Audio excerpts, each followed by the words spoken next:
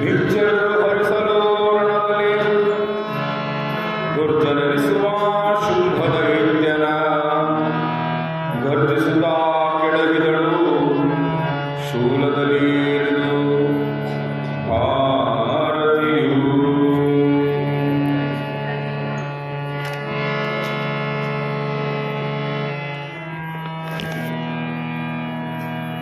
ಆರಿಗೆಯೂ ಸಿರಿಬೇಕು, ಆರಿಗೆಯೂ ಸಿರಿಬೇಕು ಮತ್ತಾರಿಗೆಯೂ ಈ ಸ್ವರ್ಗ. ನೀನಿಲ್ದಾರಿಗೆಯೂ ಈ ದಿವಿಜರಧಿಕಾರಗಳು. ತಾನಿಂದು ವೀರನಿನ್ನು ಉಳಿದಿಹನೇ ಚೆಂಡಿಯ ಕಾರಿಸುವೆ. ನಾನನ್ನೇ ಯುದ್ಧವ ಆರು ನೋಡುವರು ನೋಡುವಿನಿ. ತೆರನಾದೆ ನೀನಿಂದ. ಆರಿಗೆಯು ಸಿರಿಬೇಕು ಮತ್ತಾರಿಗೆಯು ಈ ಸ್ವರ್ಗ. ನೀನಿಲ್ದಾರಿಗೆಯು ಈ ದಿವಿಜರಧಿಕಾರಗಳು. ತಾನಿಂದು ವೀರನಿನ್ನಳೆದ ಹನೆ ಚಂಡಿಯ ಕಾರಿಸುವೆ. ನಾನೆನ್ನ ಯುದ್ಧವ ಆರು ನೋಡುವರು ನೋಡುವಿನಿ. ತೆರನಾದೆ ನೀನಿಂದ.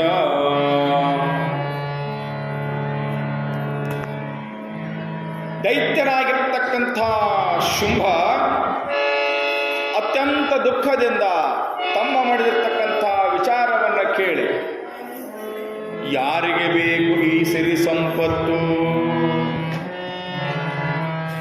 ಅಳದಕ್ಕೆ ಪ್ರಾರಂಭ ಮಾಡಿದ ತಮ್ಮನಿಗಾಗಿ ಏನಂತ ಹೇಳ್ತಾನ ಅಂತಂದ್ರ, ಈ ಸಿರಿ ಸಂಪತ್ತು ಯಾರಿಗೆ ಬೇಕು? ಯಾರಿಗೆಯೂ ಈ ಸ್ವರ್ಗ.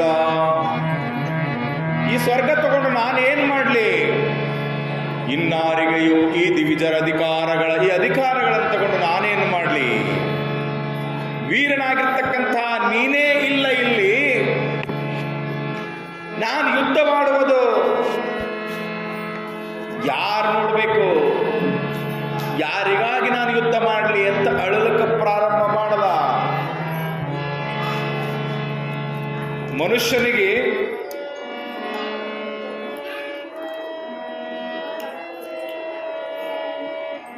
ಕೆಟ್ಟ ಮೇಲೆ ಬುದ್ಧಿ ಬಂತು ಅಂತ ಒಂದು ಮಾತಾಡ್ತಾನೆ, ಕೇಳಿ ಅಂತಿರ್ತಾರ ನೋಡ್ರಿ. ಕೆಟ್ಟ ಮೇಲ ಬುದ್ಧಿ ಬಂತಂತ, ಹಂಗ ಇಲ್ಲಿ ಶುಂಭನಿಗೆ ಬುದ್ಧಿ ಬಂದು ಬಿಟ್ಟದ. ಆರಿಗೆಯೋ ಸಿರಿಬೇಕು. ಯಾತಕ್ಕಾಗಿ ಇದೆಲ್ಲ?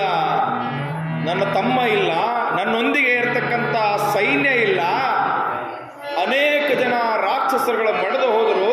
ಈಗ ಯಾರಿಗೋಸ್ಕರ ಯುದ್ಧ ಮಾಡಲಿ? ಹೌದಲ್ರಿ? ಅದಕ್ಕೆ ಈ ಸತ್ತಲ್ಲಿ ಹೋದಾಗ ಅಳ್ತಿರ್ತಾರೆ. ಯಾರನ್ನ ಸತ್ತಲ್ಲಿ ಹೋದಾಗ ಅಳ್ತಿರ್ತಾರೆ. ಸತ್ತಾಗ ಅಳುವುದು ಸಹಜ. ಆದ್ರೆ ಯಾರೋ ಸತ್ತಾಗ ಯಾರೋ ಹೋಗಿರ್ತಾವ ಅಳ್ತಿರ್ತಾವ. ಅವಕ್ಕೆ ಸಂಬಂಧ ಇರಲ್ರಿ. ನೆಂಟ್ರು ಬೀಗರಿರಂಗಿಲ್ಲ ಅಂತ ಕೇಳ್ತಾವ. ಇವು ಹೋಗಾಳ್ತಿರ್ತಾವಲ್ಲ. ಹಂಗಳದೆ ಬೇರೆ. ಅದಕ್ಕೆ ಒಬ್ಬ ಹಿಂಗೆ ಸತ್ತಿದ್ನಂತ. ಸತ್ತಿರ್ತಕ್ಕಂಥ ಸಂದರ್ಭದಾಗ ಆ ಹೆಣ್ಮಗಳು ಹೇಳಕತ್ತಳು. ಈಗ ಹೋಗ್ತಾರ ನೋಡ್ರಿ ಸ್ವಾಮಿಗಳು, ಹೋಗ್ತಾರೆ. ಮತ್ತೆ ಸ್ವಾಮಿಗಳು, ಗುರುಗಳೇ, ನೀವು ನಮ್ಮ ಮನೆ ಗುರುಗಳಿದ್ದೀರಿ, ನನ್ನ ಗಂಡ ಸತ್ತಾನ, ನೀವು ನಮಗೆ ದೇವರಿದ್ದಂಗ, ಇವನು ಉಳಿಸ್ಕೊಡ್ರಿ. ಅದೊಂದು ರಾಗನೇ ಇರ್ತದೆ, ಸಾವಿನ ರಾಗನೇ ಬೇರೆ. ಇವು ಕೆಲವೊಂದು ನಿಯಮಗಳಿರ್ತಾವಂತ. ಒಂದೊಂದು ಜಾಗದಾಗ ಹಿಂಗೆ ಮಾತಾಡ್ಬೇಕಂತ ಒಂದಿಷ್ಟು ನಮ್ಮ ಹಿರಿಯರು ಅಥವಾ ಅದನ್ನು ಬೆಳೆಸ್ಕೊಂಡು ಬಂದ್ರೆ ಹಂಗೆ, ಅದೇನು ರೂಲ್ಸ್ ಇಲ್ಲ, ಆದ್ರೆ ಹಂಗೆ ನಡೀತಿರ್ತದೆ. ಹಂಗ ಅವ್ರು ಬಂದಾರೋಡ್, ಇವ್ರು ಬಂದಾರೋಡ್ ಅಂತ ಆಕೆ ಅಳಕ್ಕೆ ಗಂಡನಿಗೋಸ್ಕರ. ಈ ಅಳ ಮುಂದೆ ಸುಮ್ಮನೆ ಅಳಬೇಕಿಲ್ರಿ. ನೀವು ಊರು ಸಾವುಕಾರ ಮೇಲೆ ಭಾಳ ಜೀವ ಐತಿ, ನೋಡು ಸಾವುಕಾರ ಬಂದಾರ ಹೊಡತ ಅಳಕತ್ತಳ. ಅಳ್ತಾ ಏನ್ಬೇಕು? ಸಾವುಕಾರ ಬಂದಾರ ಕರ್ಕೋ ಮ್ಯಾಲ, ಅವ್ರಿಗೂ ಕರ್ಕೋ ಮ್ಯಾಲ ಅಂತ ಅಳ್ಳೆ ಚಾಲು ಮಾಡಿದ್ರು. ಹಿಂಗ ಸಾವಿನ ಮನೆಯೊಳಗೆ ಅನೇಕ ಘಟನೆಗಳಾಗ್ತಾವ. ಅದಕ್ಕೆ ಒಬ್ಬ ರಾಜ ರೂಲ್ಸ್ ಮಾಡಿದ್ನಂತೆ. ಒಂದು ರೂಲ್ಸ್ ಮಾಡಿದ್ನಂತೆ. ಏನಂತ ಅಂತಂದ್ರೆ, ನೋಡಪ್ಪ, ನಮ್ಮ ಸಾಮ್ರಾಜ್ಯ ರಾಜ್ಯದಲ್ಲಿ ಸಂಗೀತ ಅಂತಕ್ಕಂಥದ್ದಿಲ್ಲ. ನಮ್ಮ ಈ ಅರಮನೆಯಲ್ಲಿ ಸಂಗೀತ ಅಂತಕ್ಕಂಥದ್ದಿಲ್ಲ. ಇನ್ನು ಮುಂದೆ ಎಲ್ಲರೂ ಸಂಗೀತದಾಗೆ ಮಾತಾಡ್ಬೇಕು ನಾವು. ಅದಕ್ಕೆ ಎಲ್ಲರೂ ಎಲ್ಲರೂ ಕಲೆ ತಿಳ್ಕೊಂಡು ಆ ಅರಮನೆ ಒಳಗೆ ಒಂದು ರೂಲ್ಸ್ ಬರೆದಿಟ್ರಿ. ಏನಂದ್ರೆ ಎಲ್ಲರೂ ಹಾಡ್ಕೊಂತಾನೆ ಮಾತಾಡಬೇಕು ಏನ್ರಿ. ಹಾಡ್ಕೊಂತಾನೆ ಮಾತಾಡ್ಬೇಕಂದ ಕೂಡಲೇ ರಾಜಾಜ್ಞೆ. ಅದನ್ನು ಮೀರ್ಲಿಕ್ಕೆ ಹೆಂಗೆ ಬರ್ತದ್ರಿ? ಆಯ್ತು ಅಂತ ತಿಳ್ಕೊಂಡು ಮಂತ್ರಿ ಅಲ್ಲಿರ್ತಕ್ಕಂಥವ್ರು, ಏನು ರಾಜರೇ, ಆಹಾ ಏನು ರಾಜರೇ, ತಮ್ಮದು ಊಟವಾಯಿತೇ ಅಂತ ಕೇಳ್ಬಿಟ್ಟು ಎಲ್ಲರೂ ಹಂಗೆ ಮಾತಾಡ್ಬೇಕು. ಆಯ್ತಪ್ಪ ಅಂತ ಹೇಳ್ಬೇಕು.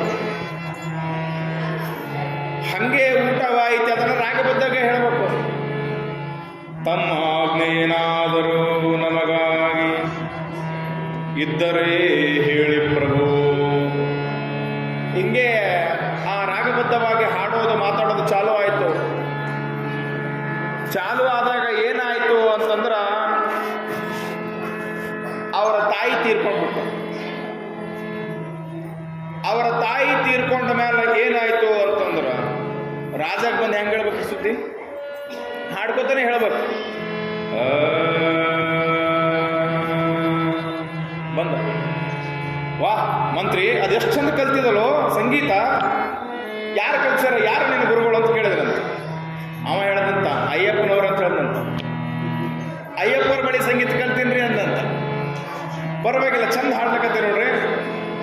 ಹೇಳ್ರಿ ಅದೇನು ಬಂದ ಸುದ್ದಿ ಅನ್ನಂತ. ಮಹಾರಾಜರೇ, ನಿಮ್ಮ ಮಾತೋಶ್ರೀಯವರು ಅಮ್ಮನೇ, ಆ ಅಮ್ಮನ ಎಲ್ಲಿ ಮಡಿದು ಹೋದರು. ನಿಮ್ಮ ತಾಯಿಯವರು ವಿಧಿವಶರಾದರು ಅಂತ ಹೇಳ್ಬಿಟ್ಟು. ಏನ್ ಮಂತ್ರಿ, ನಮ್ಮ ಅವ್ವ ಸತ್ತಳ ಅನ್ನೋದು ಕೂಡ ಹಾಡು ಹೇಳ್ತಲೋ. ಕಾನೂನು ತಾವು ಮಾಡಿರ್ತಕ್ಕಂಥ ಕಾನೂನು, ಇದನ್ನು ಬದಲಾಯಿಸಬೇಡ್ರಿ. ಇನ್ನು ಮುಂದೆ ನಮ್ಮ ತಾಯಿ ತೀರ್ಕೊಂಡಾಗ ಇಂತಹ ಕಾನೂನು ಬೇಕಾಗಿಲ್ಲ. ರಾಜ್ಯದಲ್ಲಿ ಎಲ್ಲರೂ ಕೂಡ ನಮ್ಮ ತಾಯಿ ತೀರ್ಕೊಂಡ ಅಳುತ್ತಾ ಮಾತನಾಡము. ಈ ರಾಜ್ಯದಲ್ಲಿ ಎಲ್ಲರೂ ಕೂಡ ಇನ್ನು ಮುಂದೆ ನಗೋದೇ ಇಲ್ಲ, ಅಳುತ್ತಾ ಮಾತಾಡ್ಬೇಕಂತೇಳಿ ಆಜ್ಞೆಯನ್ನು ಹೊರಡಿಸಿಬಿಟ್ಟ. ಎಲ್ಲರೂ ಪ್ರಾಕ್ಟೀಸ್ ಮಾಡೋಕ್ಕೆ ಚಾಲು ಮಾಡಿದ್ರು. ದುಃಖ ಬರದೇ ಇದ್ರೂ ತೋರಿಸ್ಬೇಕು. ಮಹಾರಾಜರೇ, ತಮ್ಮದು ಉಪಹಾರ ಆಯ್ತ. ಅವನು ಹಂಗೆ ಅಳ್ಕೊತಾನೆ ಹೇಳತ್ತ. ಅಳು ಬರಲಿಲ್ಲ ಅಂದ್ರೂ ಹತ್ಕೋತಾನೆ ಮಾತಾಡ್ಬೇಕ್ರಿ. ಯಾಕಂದ್ರೆ ಅವ್ರ ತಾಯಿ ಸತ್ತಾಳ. ರಾಜ್ಯದಾಗ ದುಃಖದ ವಾತಾವರಣ ಕ್ರಿಯೇಟ್ ಮಾಡಬೇಕು. ಆ ಸಂದರ್ಭದೊಳಗೆ ಏನಾಗ್ತದ ಅಂತಂದ್ರ ಮಹಾರಾಣಿ ಪ್ರೆಗ್ನೆಂಟ್ ಇರ್ತಾಳ. ರಾಜ್ಕುಮಾರಿ ಒಂದು ಮಗುವನ್ನ ಹೆರ್ತಾಳ. ಆ ಹೆತ್ತಿರ್ತಕ್ಕಂಥ ಸುದ್ದಿಯನ್ನು ಹೇಳಕ್ಕೆ ಬಂದ ಯಾರು? ಮಂತ್ರಿ. ರಾಜ, ಮಹಾರಾಜ ಏನಾಯ್ತು ಮಂತ್ರಿ ಅಂದ. ಮಹಾರಾಣಿಯವರು, ನಮ್ಮ ಮಹಾರಾಣಿಯವರು, ನನ್ನ ರಾಣಿಗೆ ಏನಾಯ್ತು ಅಂದಂತ. ನಿಮಗೆ ಗಂಡು ಮಗ ಜನನವಾಗಿದೆ ಅಂತ ಅದ್ಭುತ ಹೇಳ್ತಂತ್ರಿ. ಅದು ಅಲ್ಲೋ ಮಂತ್ರಿ, ನನಗ ಖುಷಿ, ನನ್ನ ಸಂತೋಷದ ವಿಚಾರ ಅದ. ಸಂತೋಷದ ವಿಚಾರವನ್ನ ಅದನ್ನ ಯಾಕೆ ನೀನು ಅತ್ಕೊಂತ ಹೇಳಕತ್ತಿದ್ದವು? ಇನ್ನು ಮುಂದೆ ಎಲ್ಲರೂ ಕೂಡ ಸಂತೋಷದಿಂದ ಮಾತಾಡಬೇಕ್ರಿ ಅಂತ ಆಜ್ಞೆಯನ್ನು ಹೊರಡಿಸಿದ್ದ. ನಕ್ಕೋತ ಮಾತಾಡಬೇಕು ಅಂತಕ್ಕಂಥ ಆಜ್ಞೆಯನ್ನು ಹೊರಡಿಸಿದ್ದ. ಹಿಂಗ ಸ್ವಲ್ಪ ಕತಿ ಇನ್ನೊಂದು ಸ್ವಲ್ಪ ಬೇರೆ ಆದ ಇರಲಿ.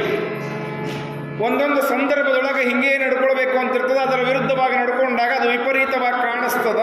ಇಲ್ಲಿ ಶುಂಭ ಮಹಾರಾಜ ತನ್ನ ತಮ್ಮನಿಗಾಗಿ ಅಳಲಿಕ್ಕೆ ಪ್ರಾರಂಭ ಮಾಡ್ದ. ಅವ ಅಳ್ಳಕತ್ತನ. ನೀವ್ಯಾಕೆ ಅಳ್ತೀರಿ? ಅವ್ರು ತಮ್ಮ ಸತ್ತನ ಅಂತ ಅವ ಅಳ್ತಾನ. ನೀವಂತೂ ಯಾರು ಅಳಂಗೆ. ಯಾಕಂದ್ರೆ ಸತ್ತಿರ್ತಕ್ಕಂಥದ್ದು ಶುಂಭನ ತಮ್ಮ ಶುಂಭರಾಜನ ತಮ್ಮನಾಗಿರ್ತಕ್ಕಂಥ ನಿಶುಂಭ. ಅದಕ್ಕ ಈ ದುಷ್ಟರು ಅಂತಕ್ಕಂಥವ್ರು ಏನಿರ್ತಾರ ನೋಡ್ರಿ, ಭಾಳ ಉರಿತಿರ್ತಾರಂತ ನೋಡ್ರಿ. ಊರಾಗ ದುಷ್ಟರು ಇರ್ತಾರಲ್ಲ, ಅವ್ರು ಭಾಳ ವಿಪರೀತ ಉರಿತಿರ್ತಾರ. ಅದಕ್ಕೆ ಯಾರು ಉರಿತಾರ ಭಾರಿ ಉರಿತಾರ. ಅದಕ್ಕೆ ಒಂದು ಮಾತು ಬರ್ತಾವ ನೋಡ್ರಿ, ದೀಪ ಆರೋಗ್ಯನ ಮೊದಲು ಭಾಳ ಚಂದ ಉರಿತದಂತ ನೋಡ್ರಿ. ಹಂಗಾಗಿತ್ತು ಈಗ. ಶುಂಭ ನಿಶುಂಭನ ಸೈನ್ಯದಲ್ಲಿರ್ತಕ್ಕಂಥ ಅನೇಕ ಜನ ರಾಕ್ಷಸರುಗಳ ಆಹಾರ ತಿಳ್ಕೊಂಡು ಉರಿಲಿಕ್ಕೆ ಚಾಲು ಮಾಡಿದ. ಈಗೇನ್ ಮಾಡ್ದ, ಅಳ್ಳಕ್ಕೆ ಚಾಲು ಮಾಡ್ದ. ಈ ಅಳೋದಂದ್ರೂ ಕೂಡ ಎಷ್ಟು ಅಳ್ತಾರೆ ಗೊತ್ತೇನ್ರಿ? ಅದಕ್ಕೊಂದು ಬಹಳ ಸಿಸ್ಟಮೆಟಿಕ್ ಆದಂತ ಏನಂತ, ಪ್ರೀತಿಯ ಹೆಂಡತಿ ಸತ್ತಾಗಲೂ ಕೂಡ ಅದಕ್ಕೆ ಒಂದೊಂದು ಸಲ ವೈರಾಗ್ಯ ಬಂದು ಬಿಡ್ತದಂತ. ಯಾವ ವೈರಾಗ್ಯ?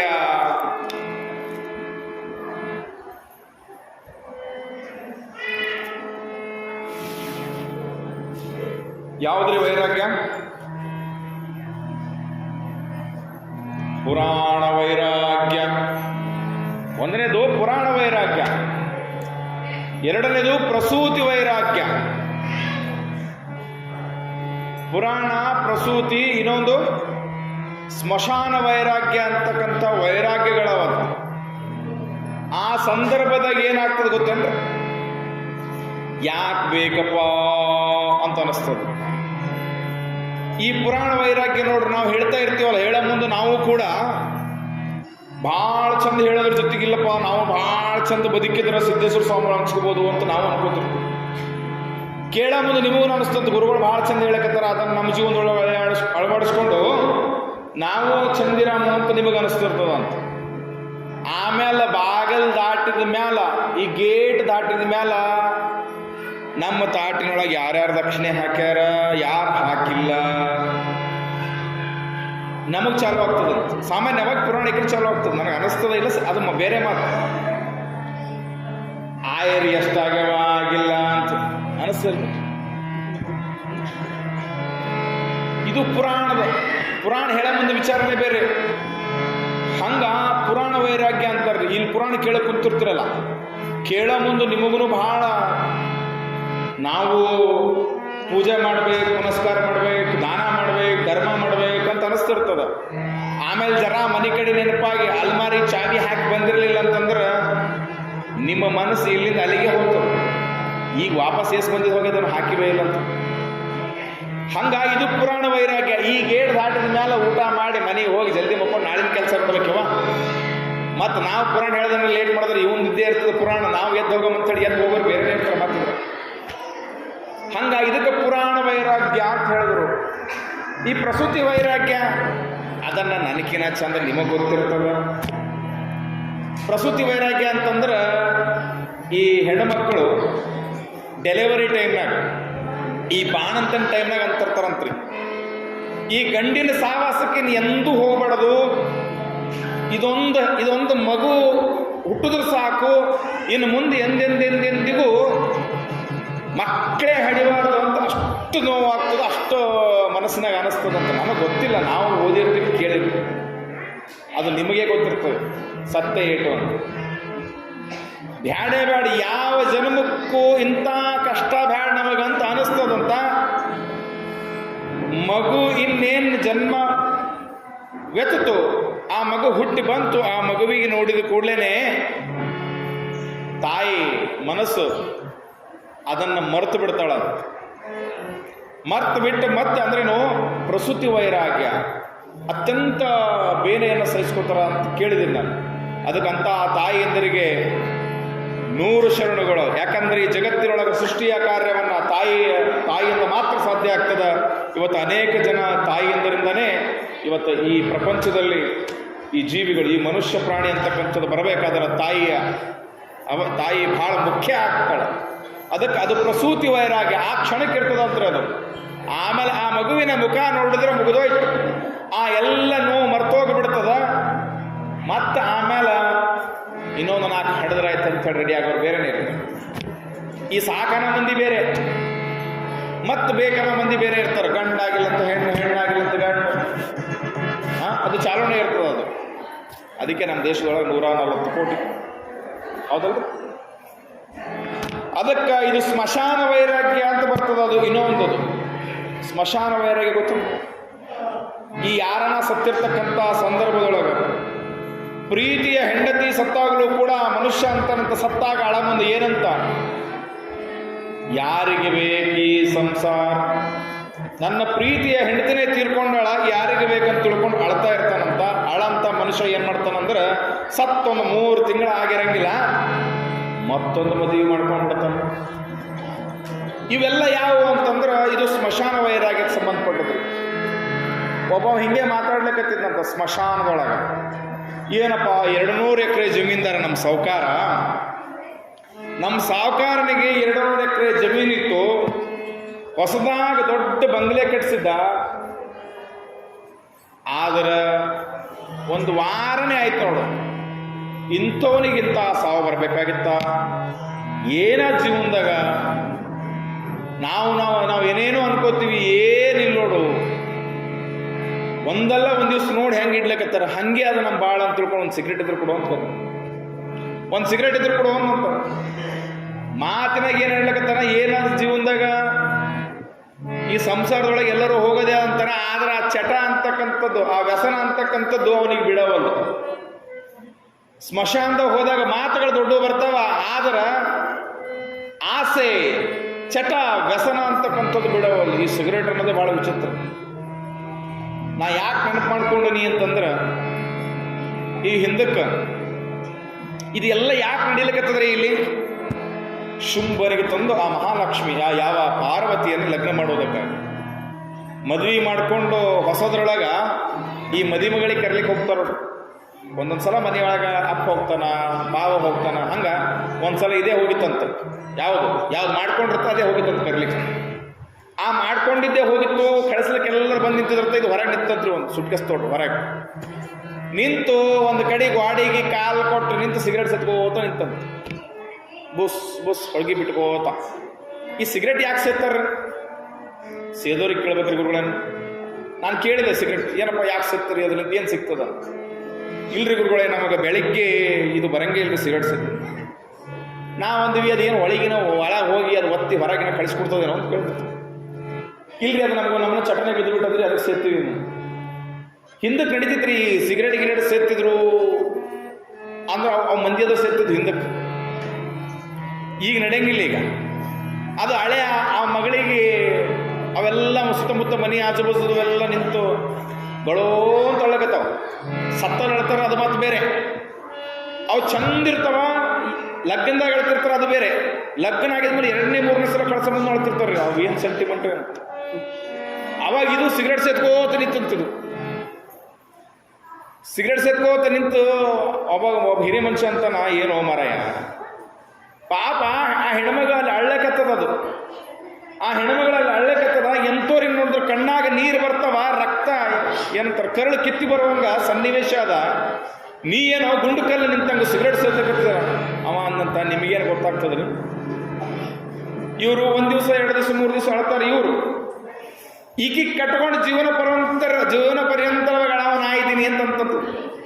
ಹಂಗ ಈ ಜೀವನ ಪರ್ಯಂತರ ಅಳುವುದಕ್ಕಾಗಿ ಈ ಮದುವೆ, ಈ ಸಂಸಾರ ಅಂತಕ್ಕಂಥದ್ದು ಇವು ಒಂದಲ್ಲ ಒಂದು ರೀತಿ ಇವರವೇ. ಹಂಗ ಇಲ್ಲಿ ಶುಂಭ ಮಾಡೋದು ಮಾಡ್ಯಾನ.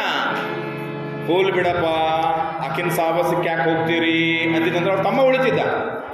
ಹೋಗ್ಬಿಡಪ್ಪ, ಆಕಿನ ಸಾವಾಸಕ್ಕೆ ಯಾಕೆ ಹೋಗ್ತೀರಿ ಅಂತ ರಕ್ತ ಬೀಜಾಸ್ತ್ರ ಉಳ್ಕೋತಿದ್ರು. ಹೋಲ್ ಬಿಡ್ರಪ್ಪ, ಆಕಿನ ಸಾವಾಸಕ್ಕೆ ಯಾಕೆ ಹೋಗ್ತೀರಿ ಅಂತ ಚಂಡಮುಂಡ್ರು ಉಳ್ಕೋತಿದ್ರು. ಹೋಲ್ ಬಿಡ್ರಪ್ಪ, ಆಕಿನ ಸಾವಾಸಕ್ಕೆ ಯಾಕೆ ಹೋಗ್ತೀರಿ ಅಂತಂದ್ರ ಧೂಮ್ರಲೋಚನೆ ಉಳ್ಕೊಳ್ತಿದ್ದ. ಅನೇಕ ಜನ ರಾಕ್ಷಸರುಗಳು ಉಳ್ಕೊಳ್ತಿದ್ರು. ಅವರ ರಾಜ್ಯ ಸರಿಯಾಗಿರ್ತಿತ್ತು. ಆದ್ರೆ ಆಸೆ, ಮದುವೆ ಆಸೆ ಸಲಿಂದಾಗಿ ಒಬ್ಬೊಬ್ಬರಿಗೆ ಕಳಿಸಿಬಿಟ್ಟ. ಎಲ್ಲಿಗ್ರಿ? ರಣರಂಗಕ್ಕೆ ಕಳಿಸಿ ಎಲ್ಲರೂ ಮಡಿದು ಹೋಗ್ಬಿಟ್ರು.